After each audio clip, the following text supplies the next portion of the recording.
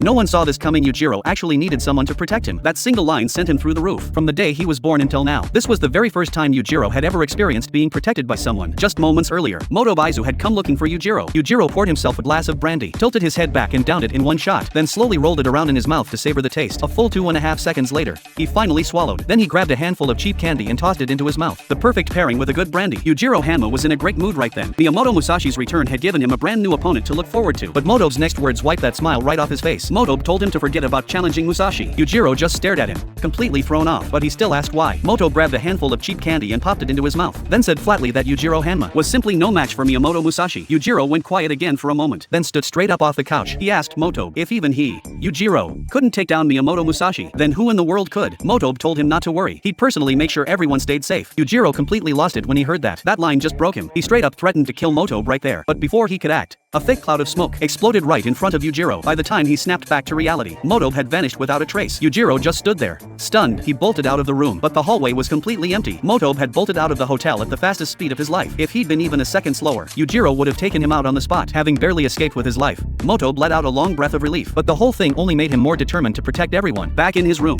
Yujiro's head was a complete mess. Motobe's words kept echoing over and over in his mind. He, Yujiro Hanma, since the day he entered this world, had never once been protected by anyone. He had commanded his own birth into this world. Even being breastfed was something he ordered his mother to do. The idea of needing protection made his skin crawl. He let out a thunderous roar and shattered the hotel's bulletproof glass with sheer sound alone. The entire building began to shake violently. At that same moment, Miyamoto Musashi was drinking with Tokugawa at his place. Suddenly Musashi sensed a powerful presence closing in. He asked Tokugawa who had been summoned this time. Before the words even landed, Yujiro was already standing at the door. Even through the door, the fury radiating off him was impossible to ignore. The next second, Yujiro flashed into the room, but he still kept up some level of courtesy. At Musashi's invitation, he took a seat. Musashi then poured Yujiro a full glass of sake. Yujiro picked it up and knocked it back in one go. Musashi returned the gesture in kind. In Musashi's eyes at that moment, he saw endless wealth and treasure before him. In Yujiro Hanma's eyes, there was only one thing: Miyamoto Musashi. Yujiro figured he must look like gold to Musashi right about now. Musashi shot back, and what's wrong with gold? Yujiro replied, the purity's too low. Without warning, Musashi launched a sneak attack on Yujiro. But what stunned him was this: the slash didn't feel like it hit flesh at all. It felt more like hacking into solid iron armor. Musashi said he had taken countless lives with this blade, using that very stroke, but failing to even break an opponent's collarbone. That was a first. Yujiro let out a faint smirk. Musashi's little trick didn't even register on his radar. Yujiro told him, if you want to fight,